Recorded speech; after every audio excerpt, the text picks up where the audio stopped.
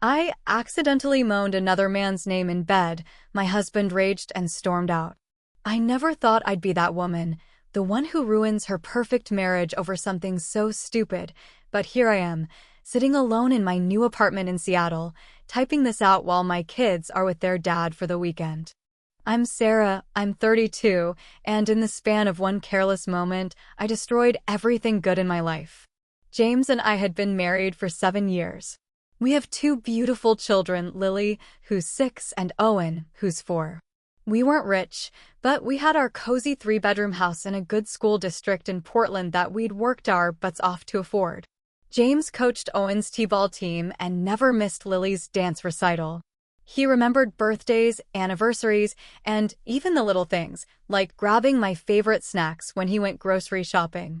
He was the kind of husband my friends envied, the one who still opened car doors and left little notes in my lunch bag. I used to think I was so lucky. We'd met in college, got married right after graduation, and built this life together. The early years were amazing. We traveled, we partied with friends, we were spontaneous. Then the kids came, and things changed. Don't get me wrong, I love my children more than anything, but being mom 24/7 started to feel like my only identity. James was still wonderful, still attentive, but I started to feel invisible, not to him, but to the world, to myself. It started so innocently. I'd post family photos on Instagram, mostly for relatives and friends to see the kids growing up. One evening, while James was bathing the kids, I got a notification, a direct message from someone named Ethan commenting on a beach photo from our summer vacation. Beautiful family. You look too young to be a mom of 2. Basic, right? But I felt this little flutter reading it. I clicked on his profile. He was 27, good-looking in that effortless way, with photos of hiking trips and music festivals. His life looked so free. I should have just liked the comment and moved on. Instead, I replied with a laughing emoji and flattery will get you everywhere. We started messaging daily. At first, it was casual. He'd ask about my day, I'd ask about his job in graphic design, but quickly, it became the highlight of my day. I'd find myself checking my phone constantly, making excuses to step away when James was around. Work email, I'd say, or just checking on Lily's school schedule. The lies came so easily. James noticed something was different. He'd ask if I was okay, say I seemed distracted. He started planning more date nights, bringing home flowers for no reason. The more he tried, the guiltier I felt, and perversely, the more I turned to Ethan. With James, I had responsibility and history. With Ethan, I had excitement and novelty. He made me feel young again, desirable in a way that had nothing to do with being a good mom or wife. After a few weeks of intense messaging, Ethan suggested meeting for coffee. I told myself it was harmless, just friends getting together. I lied to James about having a lunch meeting for work. The moment I saw Ethan in person, something shifted.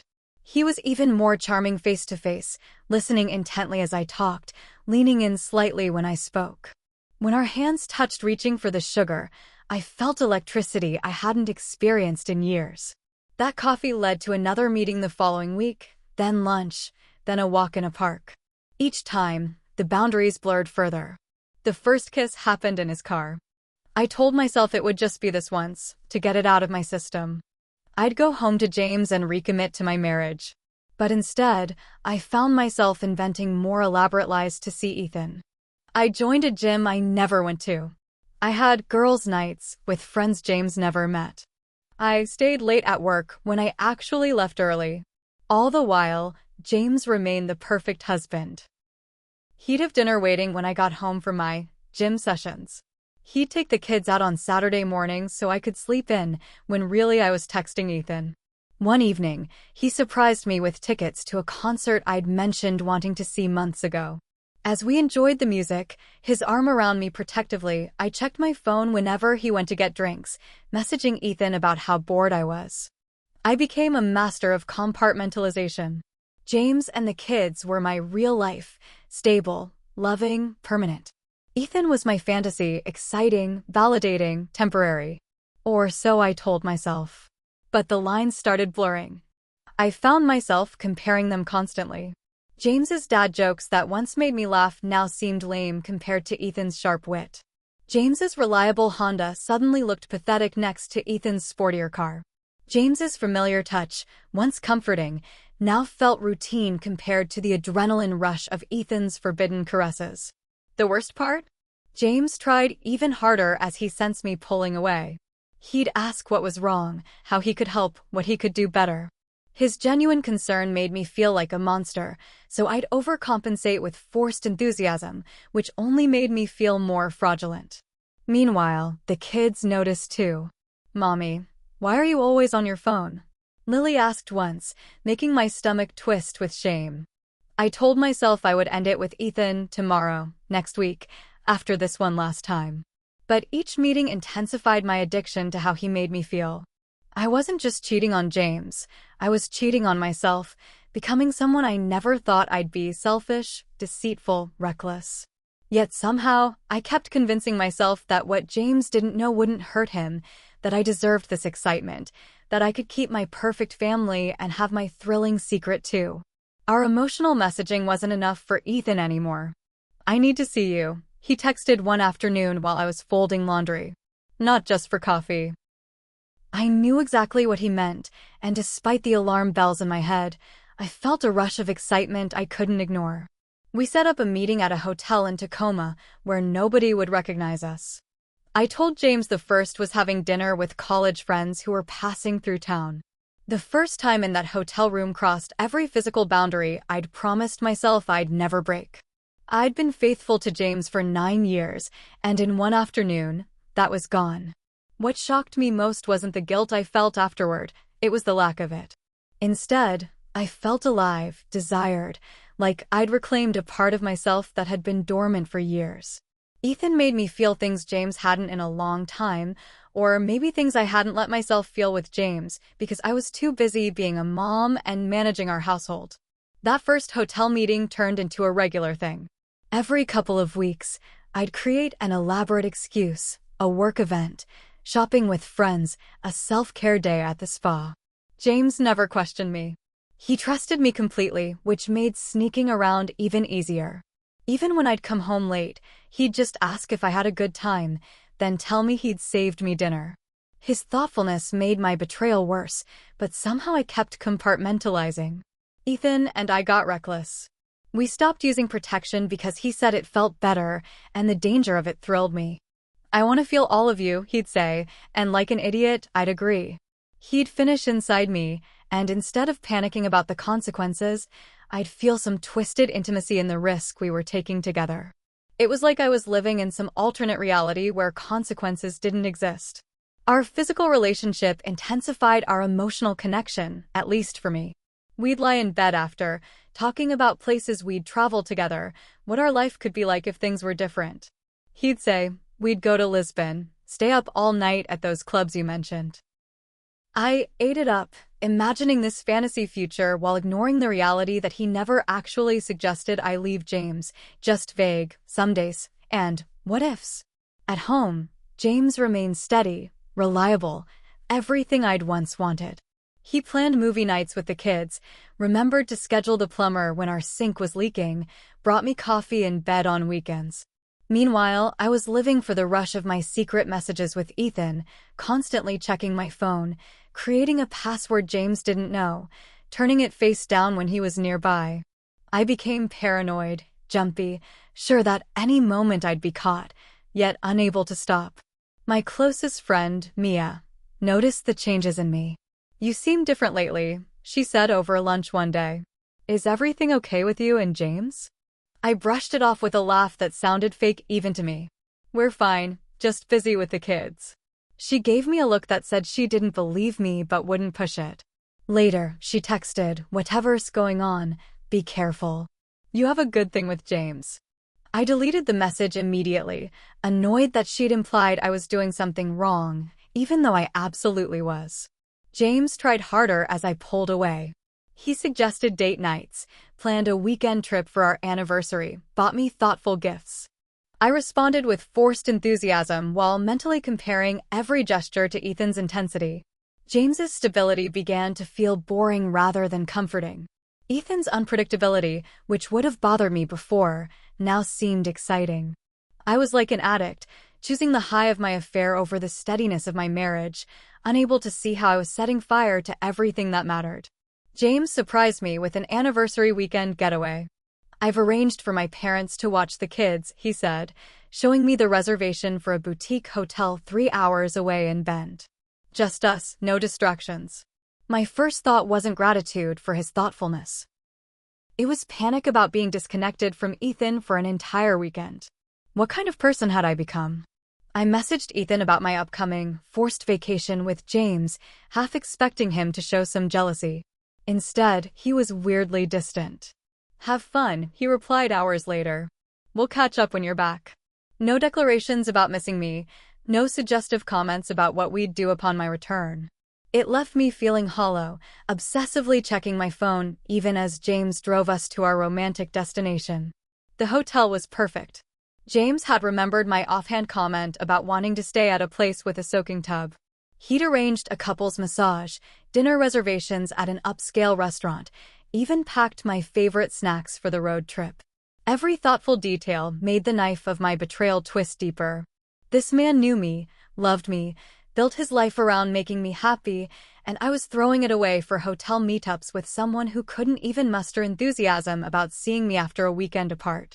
For brief moments during our getaway, I reconnected with James, laughing over dinner, reminiscing about our early days together, falling asleep in his arms. I remembered why I'd fallen in love with him. He made me feel safe, valued, understood in ways Ethan never could. We made love on the second night, and for once, I was fully present, not fantasizing about someone else. Afterward, James held me close and whispered, "I feel like I've been losing you lately. Whatever it is, we can work through it together." The sincerity in his voice nearly broke me. I mumbled something about being stressed and overwhelmed, hating myself for the lie but too afraid to confess the truth. When we returned home, Ethan's mysterious distance continued. My messages went unanswered for hours. Our usually flirtatious banter was replaced with short, almost dismissive responses. Each notification from him set off a rush of anxiety and need that frightened me with its intensity. I was sleeping with this man, risking my marriage, my relationship with my children, yet I realized I barely knew him. What did it say about me that his withdrawal affected me so deeply? My growing desperation made me careless. I started texting him while James was in the room, hiding my phone screen but unable to wait for privacy. I invented more frequent excuses to see Ethan, transparent lies that I can't believe James didn't see through. Yoga class 3 times in 1 week. Coffee with Mia, when James had just heard me decline Mia's actual invitation the day before. If James suspected anything, he didn't confront me, which only made me push boundaries further. James planned a special evening for us while his sister took the kids overnight, a rarity in our busy lives with young children. He cooked my favorite meal, opened a nice bottle of wine, created a playlist of songs from our dating years.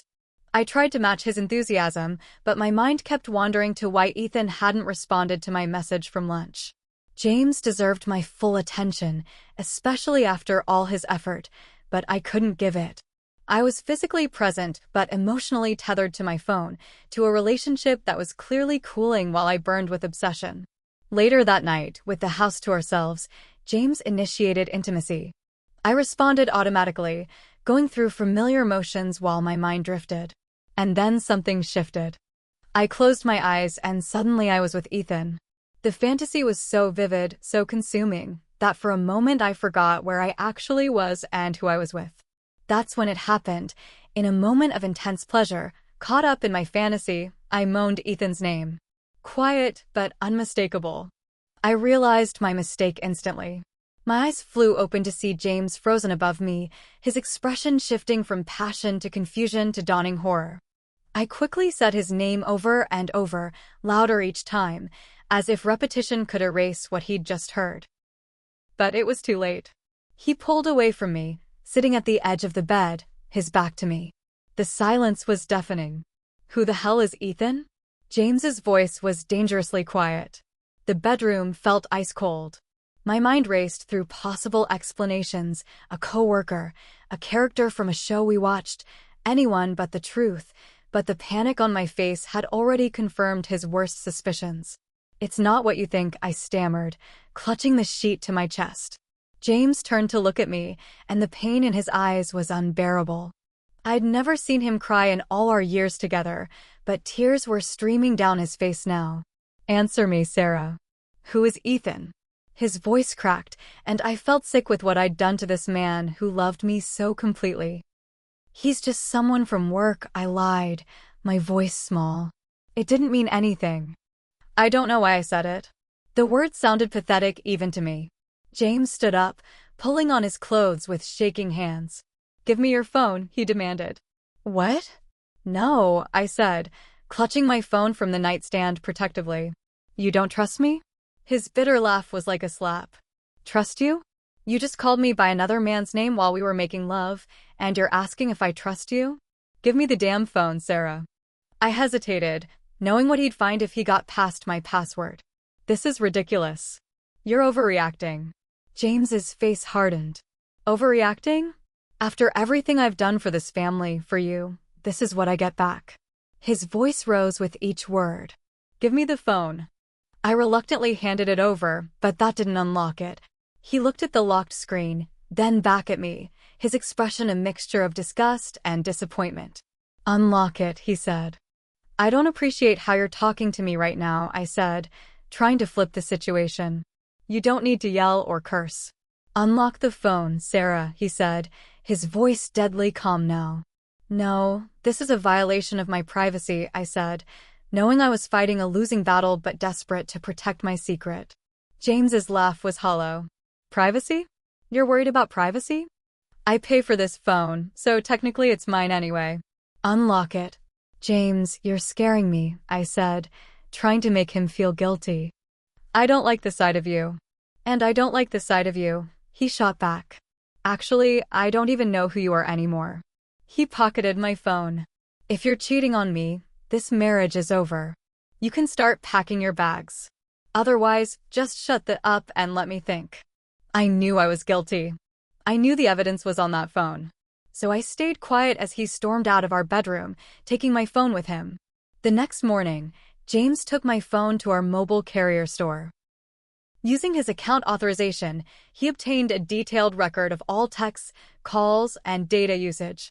The evidence was overwhelming, hundreds of messages to the same number at all hours, especially when I claimed to be working late or out with friends. Hotel confirmations. Location data showing me nowhere near where I claimed to be. When James returned, he silently placed the printed records on the table and asked me one more time to tell the truth. I broke down, admitting to the affair, but insisting it was just physical and meant nothing, lies to protect myself from admitting my emotional investment. James asked how long it had been happening and if we'd used protection. My hesitation before answering told him everything he needed to know.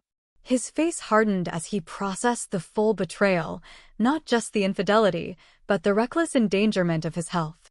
He packed a bag, called his brother to arrange staying with him, and told me he'd be in touch about the children and divorce proceedings. 2 weeks into the separation, I began noticing troubling symptoms. My visit to the doctor confirmed my worst fear, chlamydia. When I called James with this news, his cold silence before hanging up was devastating. This final betrayal, endangering not just his emotional well-being but his physical health, became the breaking point for everyone in our lives. James's attorney used this as further ammunition in court. I became a pariah in our social circle, with former friends refusing to let their children have playdates with mine. Meanwhile, Ethan completely ghosted me after I texted him about the STI. He even requested a transfer to another branch, effectively removing himself from my life without so much as a goodbye. 3 months later, here I sit in my small 2-bedroom apartment in Seattle. James has primary custody of the children, with me getting them on weekends and some weeknights. Our judge was unsympathetic to my situation, especially after the STI disclosure. James's lawyer painted him as the devoted father betrayed by his reckless wife, while I was characterized as selfish and unstable. It wasn't far from the truth. My phone buzzes with a text from James, taking kids to pizza and a movie tonight. Lily asked if you could find her blue sweater for school Monday. Such is the extent of our communication now, practical details about the children, nothing more. No, how are you? Or, hope you're doing well. Those niceties died the night I said another man's name in our bed. I've lost more than my marriage. Friends have drifted away, uncomfortable with the messy reality of what I've done. My parents, who adored James, barely disguise their disappointment. My sister keeps our conversations focused on her kids, never asking about my well-being.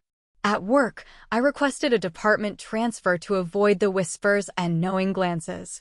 Last week, I took the kids to their favorite restaurant for dinner. As we were finishing our meal, James walked in with a group of friends. The moment our eyes met across the room, I felt it, the absolute absence of any warmth or connection. There was no anger anymore, not even hurt, just nothing. He nodded politely, spoke briefly to the kids, and continued to his table. That indifference hurt more than his fury ever had. The most devastating part of all this? James was everything I claimed to want in a partner: attentive, loyal, hardworking, a wonderful father. He planned date nights and remembered anniversaries. He supported my career and shared household responsibilities. He loved me unconditionally until I gave him every reason not to. I threw it all away for someone who saw me as disposable, as nothing more than an exciting diversion from his ordinary life. I tell myself it wasn't entirely my fault. Ethan manipulated me. Marriage is hard. I was feeling invisible, taken for granted, but these excuses ring hollow even to my own ears. The truth is simpler and harder to face. I made a series of selfish choices. I prioritized my desires over my family's well-being. I lied repeatedly to the person who trusted me most. I risked my husband's health without a second thought. If I hadn't said Ethan's name that night, would I still be living my perfect life? Would I have eventually ended the affair, recommitted to my marriage, and carried my secret to the grave? Or would the truth have emerged eventually in some other careless moment? I'll never know. All I know is that I'm paying the price now, a lifelong sentence of regret for one moment of thoughtless pleasure. I don't regret the affair because it was wrong. I regret it because I got caught. I don't miss James because I truly loved him. I miss the life and status he provided. If I could go back and change anything, it wouldn't be the affair itself, just my carelessness in keeping it secret. That's the ugly truth I can admit only to myself in the darkest hours of night. The woman everyone now sees me as selfish, reckless, untrustworthy. That's exactly who I am. And now I have to live with the consequences of being seen, truly seen, for who I've always been.